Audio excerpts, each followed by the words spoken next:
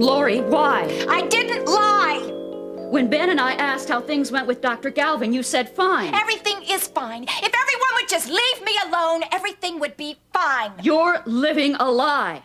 And the only way you can change this is to cover up with more lies. Stop using that word! Lori, you are building a fragile world in here. And it's too small for me or Ben or anyone but yourself. And these memories. You won't even let your own child into this world. Thank you, Mom. You have given your sermon for the day. Fine. You push me out. But this is the last time that I'm going to say this. You're doing more than rejecting your baby. You're rejecting the God that gave you this child. Why doesn't Ben come out and tell us what's going on with Lori? Marianne, please sit down. I'm sorry. You certainly don't need me complaining. You're not saying anything I'm not thinking, I guess. Well, maybe the bleeding stopped. Maybe they're just running tests or something, just to make sure the baby's okay.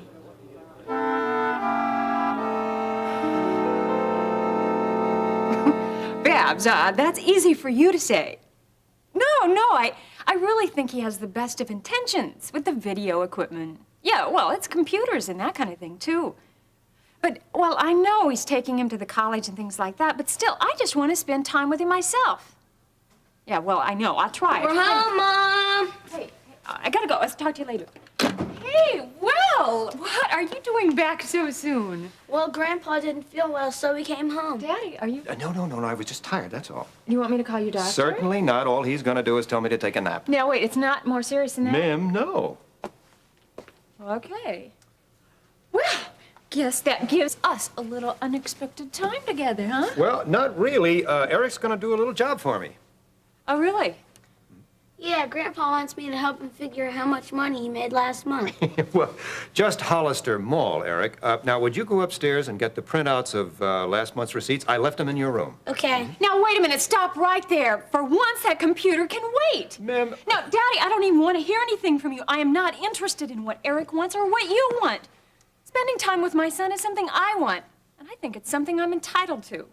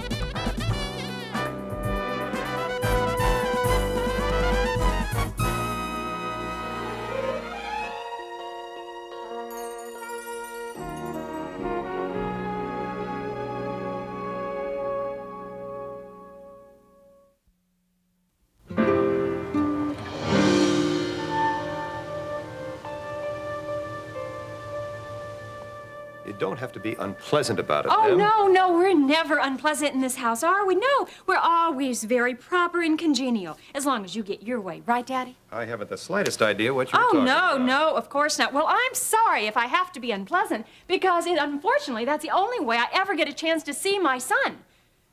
And, I think I would like to speak with him alone, please. Oh, really? Why? Well, the why isn't important. It's just something I intend to do. Now, it would be more convenient if we could do it here, but we don't have to.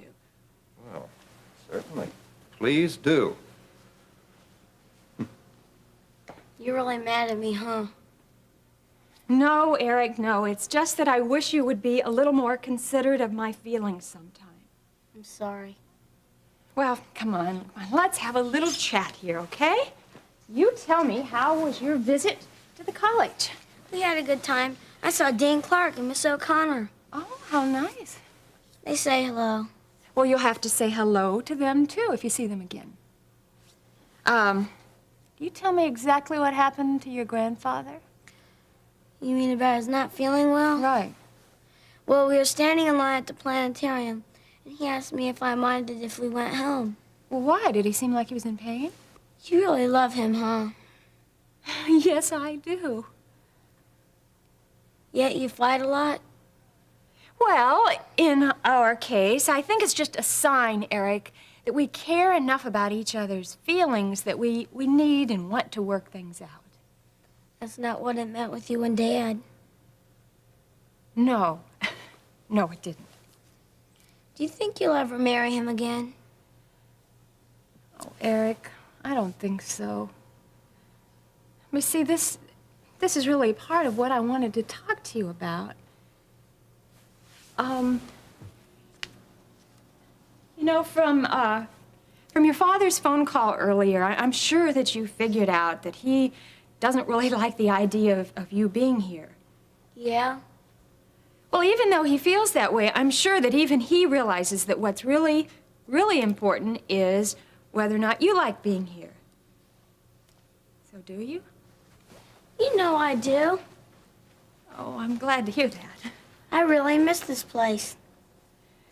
Enough to want to live here permanently?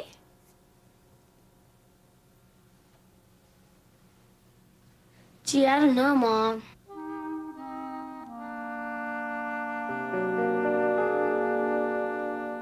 I went out last week and I bought the cutest little sunsuit. It's got the words Grandma's Pride and Joy embroidered across the front.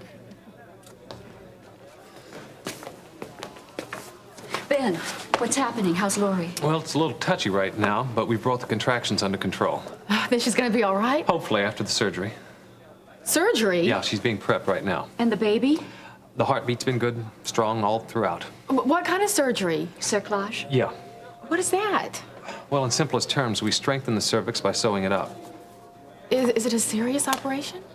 When it involves any other patient but your wife, no. It only takes about 20 minutes or so. Listen, Joe Gabriels is finishing up a TAH down in number 6. Marge is going to do Lori in there as soon as he's done. Oh, good. I'll get Allison to scrub. Okay, thanks. And he says he's going to stick around and assist. Well, do you think we could make a bigger production out of all this? It's a minor procedure, and look at us. Look, that is my daughter and my grandchild. At this point, even if it was a hangnail, I'd bring in the best specialist from Europe.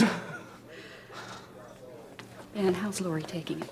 Well, she didn't take it too well. I tried to convince her that everything's going to be fine, but she didn't buy it. Can we see her before she goes into surgery? It's pretty hectic down there. Look, I'll tell you what.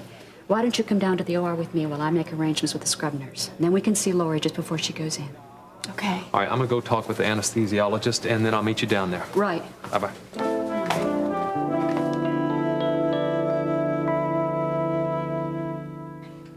Am I permitted to return? Well, what do you think, Eric?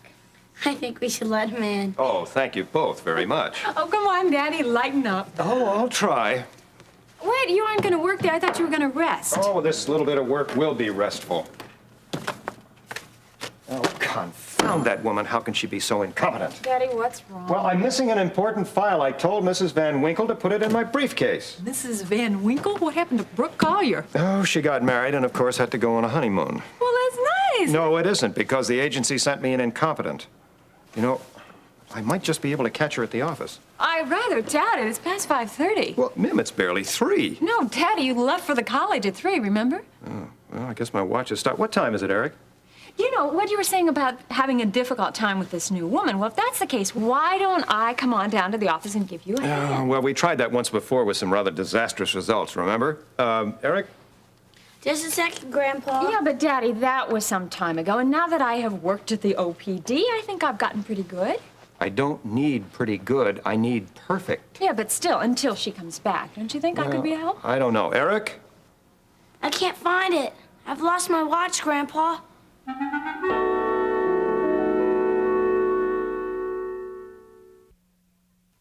What do you mean you lost your watch? Now, Daddy, please calm down. Now, where was it, Eric? In his pocket. I told you to be more careful. Don't be mad at me, Grandpa. Daddy, now, please, Eric, why weren't you wearing it? Because the band was too loose, remember? You know, I told you that I should have kept it. Eric, when did you take it off, honey? In the huddle, we went there for soda. And that's the last time you remember seeing it? Yeah. I'm sorry, Grandpa. Yeah, I realize that, but... Okay, let's just leave it at that. Now, how about the car? Couldn't it be there? I hope so. I'll go check. Okay, good. Daddy, darling, I realize how upset you are, but please don't terrify the boy. I mean, it's only a watch. And the Mona Lisa was only a painting. Do you realize the trouble and the expense I went to get that thing? Yes, I realize it was difficult, Daddy. Mim, do you realize that is a miniature television set? I know what it is, Daddy. Well, the man I got it from, Mr. Teshugawa, is going to come to this country this week. And what am I going to say to him?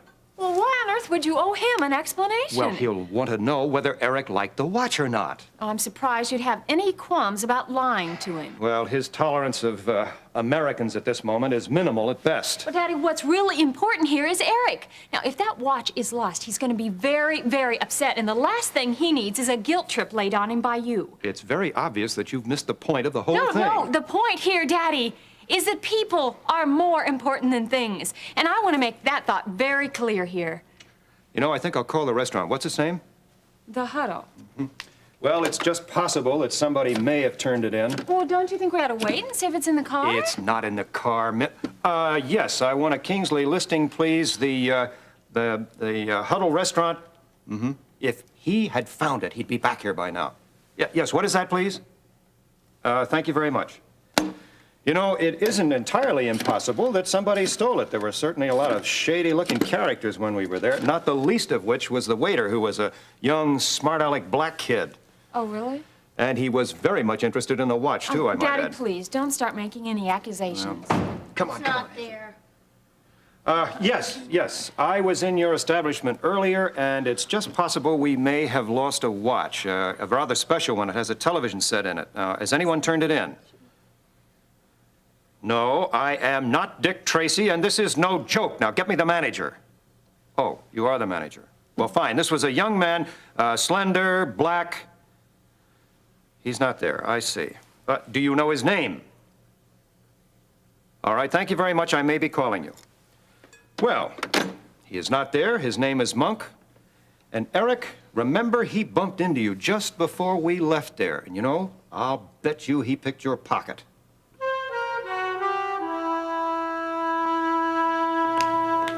Mary, let me see that medication addendum now. Okay. Good. This is exactly what we need. All right. Looks fine. Okay, now I want you to send down to the lab for that extra report, too, that we need to have. What is this one? Just you. Yes, go this in? is great. Excuse me, did she just go in? Uh-huh. How did that code go? Well, he died. I'm sorry. We did everything we possibly could. Lori understood why I had to leave, didn't she? Oh, yeah. Well, I still can't go down and see her yet. Mrs. Conklin's on her way up from the lobby, and I have to tell her what happened. You know, I really hate being a doctor at times like these. It's times like these that make you a better doctor, though. Maybe. But how can I comfort Mrs. Conklin when I can't even comfort my own wife?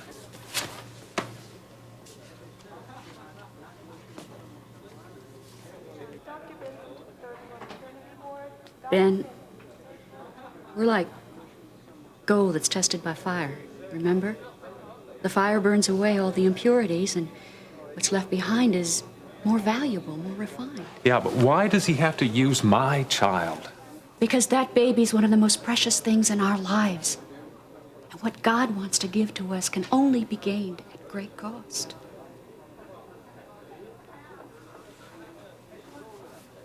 Eddie, I'm telling you, you helped me get to Washington, that's going to be a thing of the past. I don't care what the Security Commission says. I can handle it. It's just a matter of introducing new legislation, that's all. Uh-huh. Yeah, uh-huh. Hey, we're a special interest group, too. We're interested in making a bigger profit. Yeah. Eddie, I can do it, but I can't do it alone, buddy. Look, for all intents and purposes, Bob Oliver is pulling Wainwright's strings, okay? Now, he's not going to be any help to you. It's just not going to happen, pal. I mean, right at this point in time, I'm the only choice you've got. Listen, hold on a minute, will you? Listen, I'll tell you what, somebody just walked in. Let me get back to you. I'll call you tomorrow, okay? Right, bye. Listen, I don't know how they handle things over in Chesterfield, but in this part of town, when you want to see somebody, you usually make an appointment. I was a success in this part of town long before you stepped on your first back to get where you are now. Really? Would you stop assuming that you're going to prison? No, Sergeant Brubaker said he didn't know what effect your confession would have on turning state's evidence. But it's not hard to guess. I killed a man, Marianne. Which was an accident. Yeah, sure, it was. But who's gonna believe me? Yes, Your Honor, I went there to kill him, but I was just as surprised as he was when it actually happened. You realize that if I go to prison, I'll be killed. You stop saying that. I don't want to hear any of your fairy tales about my safety, Marianne. I was right last time, wasn't I? And I'm right this time. Russ, you experienced the power of God in your life. Now, you know that wasn't a fairy tale. Wouldn't the anger of God be more appropriate? I can't think of a better way for him to show it to me than to stick me into some prison somewhere. I'm sure there's a lot more waiting for me than that. Would you stop saying that you're doomed to go back to hell? That's what I believe. Well, it's your choice. And I think God let you go through this experience to show you that. Oh, what he's showing me is what's going to happen. And why. Well, that's inconsistent with his promises in the But it's Bible. not inconsistent with what I felt or what I'm feeling. And right now, that's a whole lot more powerful. But it doesn't mean it's true. Do you know who you remind me of right now? You remind me of Lori, because she refused to believe that she wasn't raped, Russ, no matter what any of us told her. But you're scaring me, because if you continue to believe this way, then you're risking a whole lot more.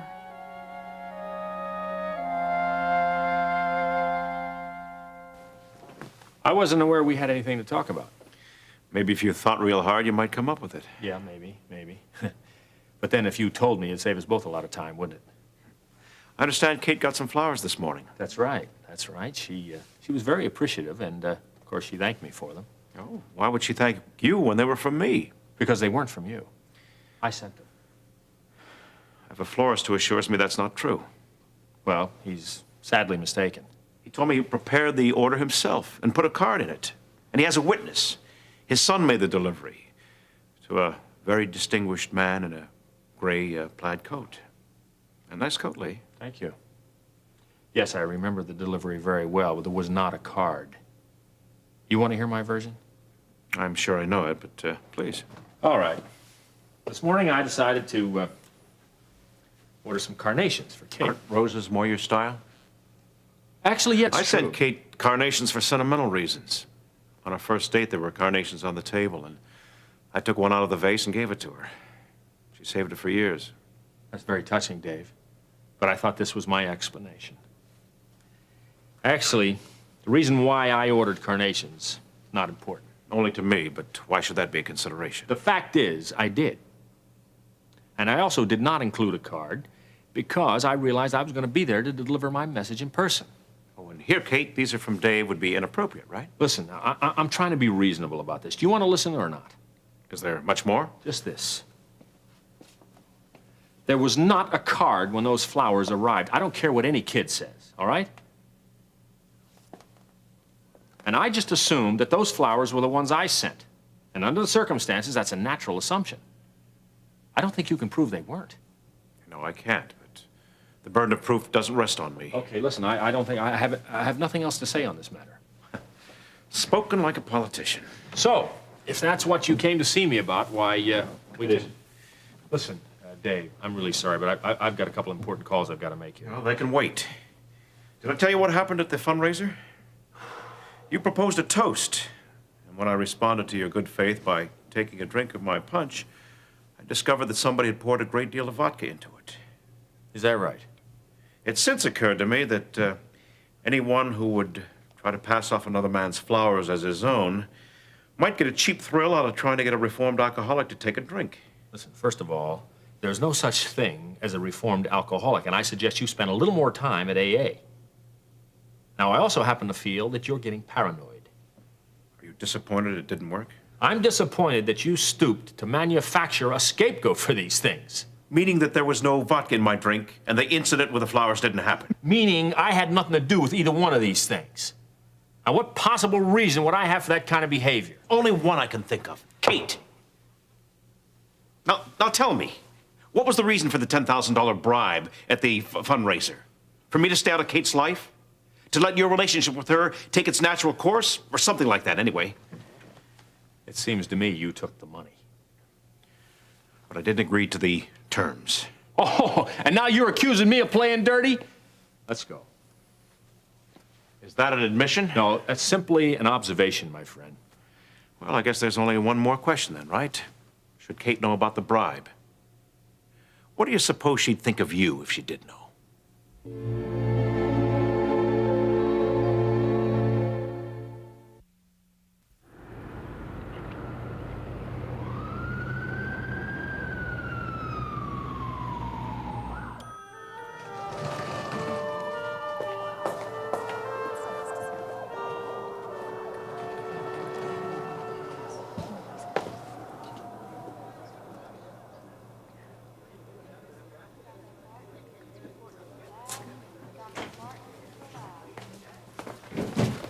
How did Mrs. Conklin take the news? Well, her son was with her, and that helped.